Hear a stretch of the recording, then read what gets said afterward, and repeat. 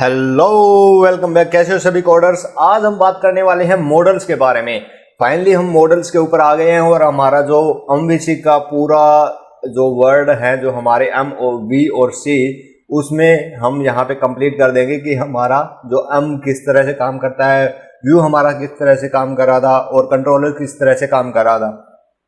तो यहाँ पे एमवीसी पे जो पैटर्न है उसका यूज करने का सबसे बड़ा फायदा ये है कि हमारा जो बिजनेस लॉजिक है और जो हमारा प्रेजेंटेशन लॉजिक है वो अलग अलग रहते हैं। दोनों इनकी कोई कनेक्टिविटी डायरेक्ट नहीं होती है, कंट्रोलर के थ्रू हम इसको यूज करते हैं।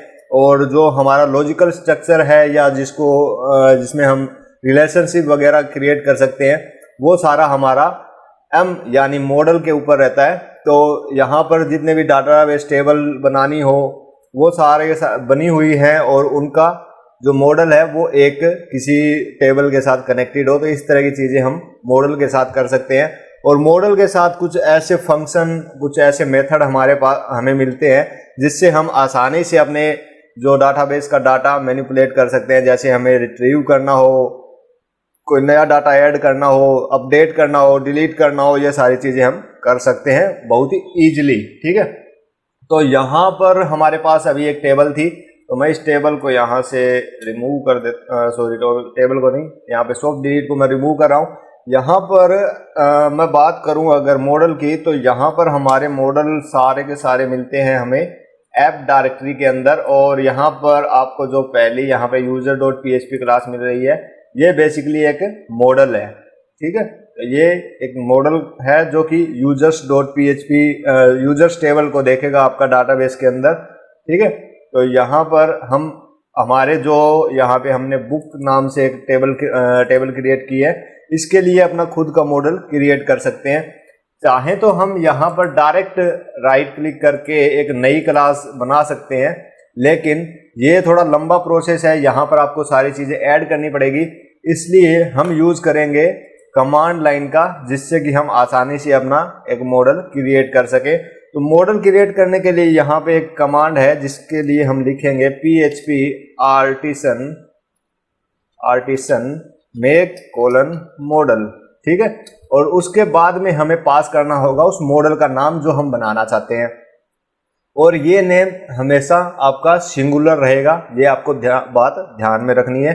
और यहाँ पर इसकी जो टेबल का नाम होगा वो प्लूरल रहेगा, जिससे कि ये ऑटोमेटिक उसको फैच कर सके। तो यहाँ पर जैसे मैं बुक रख रहा हूँ तो ये डाटाबेस टेबल नाम देखेगा बुक्स के नाम से। ठीक है, तो उसी के हिसाब से ये फैच करेगा। बाकी अगर कुछ चेंजेस हो जाते हैं तो हम इसको मैनिपुलेट भी कर सकते हैं, जिससे कि जैसे हमने डाटाबेस में भी टेबल का नाम बुक ही रख दिया है, तो उसके लिए हम क्या करें, क्या हम उसको चेंज करें। वहाँ से चेंज करेंगे तो हमें हो सकता है भाई हमारे कोड ऐसा कुछ लिखा हो जिसमें कि ज़्यादा दिक्कत हो रही हो और हम मॉडल यूज़ कर रहे हैं, तो उसके लिए भी हम मॉडल को मैनिपुलेट कर सकते हैं, वो हम आगे देखेंगे।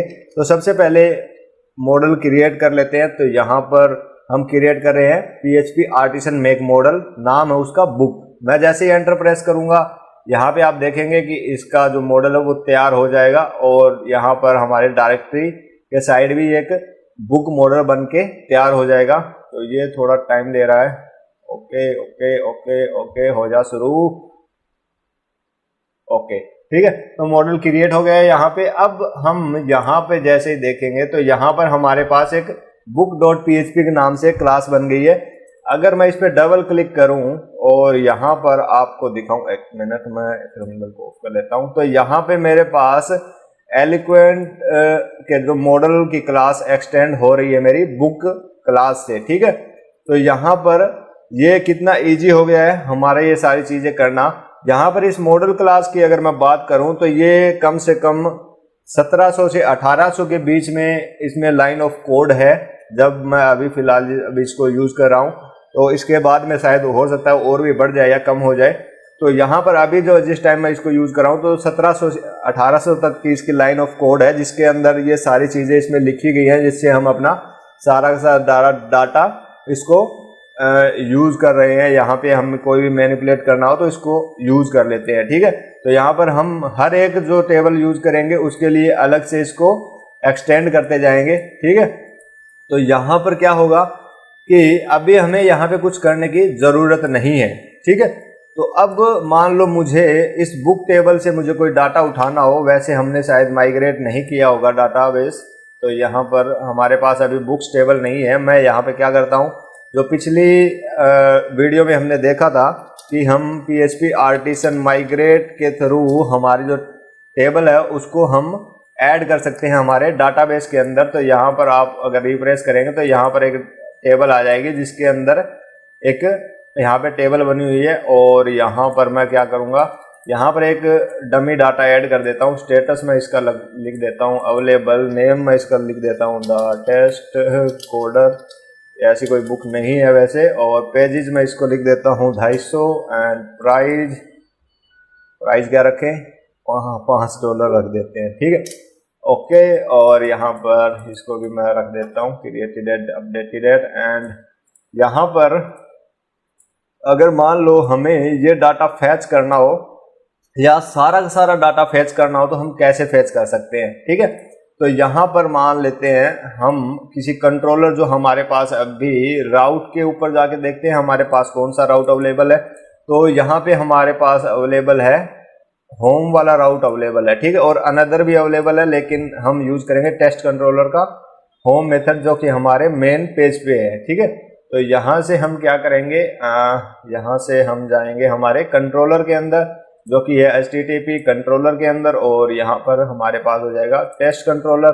बाकी हम यूज कर सकते हैं बुक्स कंट्रोलर भी, लेकिन वो एक बार यूज नहीं करेंगे, एक बार इसी को देख लेते हैं क्योंकि हमें राउट सेटअप करना पड़ेगा उसके लिए भी, ठीक है। तो यहाँ से हम क्या करेंगे कि हम यहाँ लिख देते हैं कि ऑल बुक्स, ठीक है, इज इक्वल टू, यहाँ पर क्या करेंगे हम यूज करेंगे हमारा बुक मॉडल, ठीक है। और यहाँ पर हम क्या करेंगे कोलन कोलन ऑल लिख देंगे। ऑल इसका मेथड है, मॉडल के अंदर ही आपको ये ऑल मेथड मिलेगा, जिससे क्या होता है कि जो बुक मतलब बुक्स टेबल के अंदर जो भी डाटा है वो ऑटोमेटिक फैच करके हमें दे देगा। जितना भी डाटा है, चाहे वो 10 रो हो या चाहे 1000 रो हो, चाहे 10,000 रो, वो ऑटोमेटिक यहाँ पे फैच करके हमें दे देगा, ठीक है। और यहाँ पर हम क्या करेंगे, यहाँ पे हम लिखेंगे विद, और ये डाटा हम सेंड कर देंगे बुक्स के नाम से, और हम सेंड कर देंगे ऑल बुक्स इसमें, ठीक है। तो यहाँ पे ये बुक्स हमें अवेलेबल हो जाएगा हमारे होम पेज, जो home.blade.php है उसके ऊपर।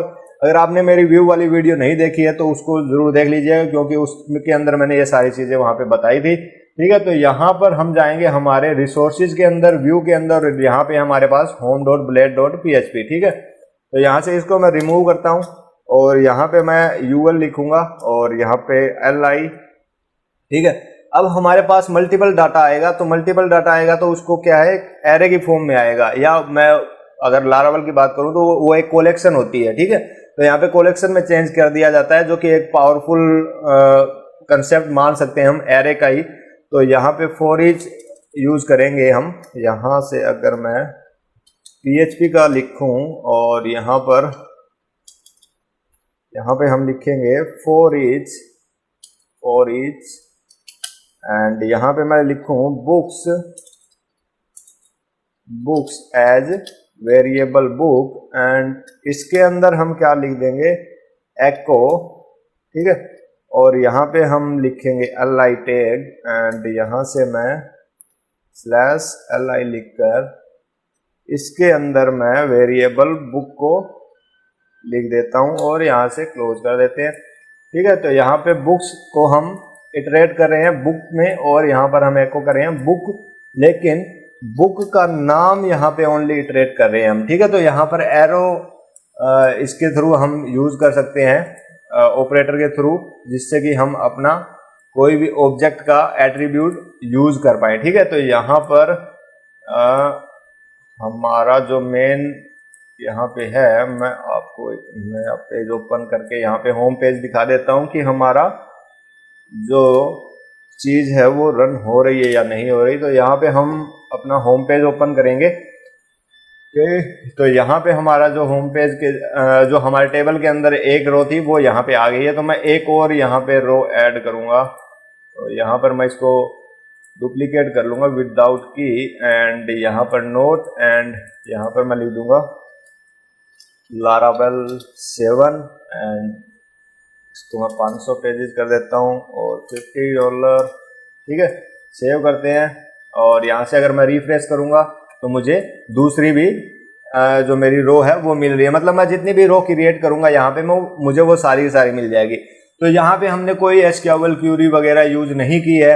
यहाँ पे हमने किया क्या है, हमने सिर्फ बुक का यूज करते हुए यहाँ पे सारा डाटा फैच किया है, ठीक है।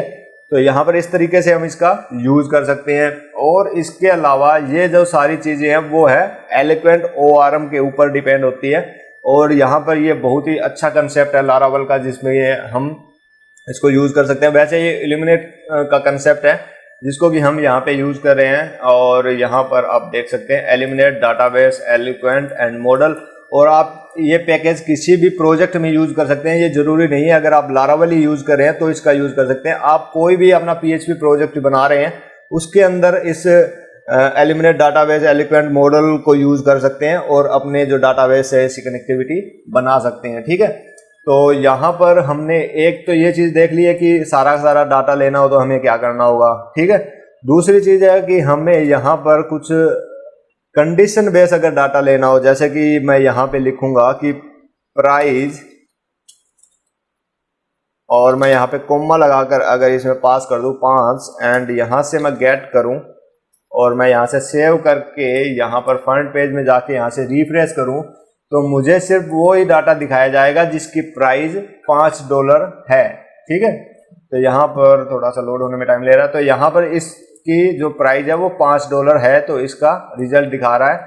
और अगर मैं यहाँ पर ऑपरेटर भी यूज करना चाहूँ तो ऑपरेटर भी यूज कर सकता हूँ। यहाँ पर ग्रेटर देन लिखेंगे और मतलब प्राइस ग्रेटर देन $5 है तो वो मुझे सारे के सारे रिजल्ट दे देगा जितने $5 से ऊपर है। अगर वहां से छोटे हैं तो उनका हमें आउटपुट नहीं मिलेगा। और अगर मुझे इक्वल टू भी लगाना है तो मैं इक्वल टू भी ऐड कर सकता हूँ इसमें, ग्रेटर देन और इक्वल टू दोनों, यहाँ पर मुझे दोनों रिजल्ट शो होंगे, ठीक है। तो इस तरीके से हम इसका वेयर भी यूज कर सकते हैं।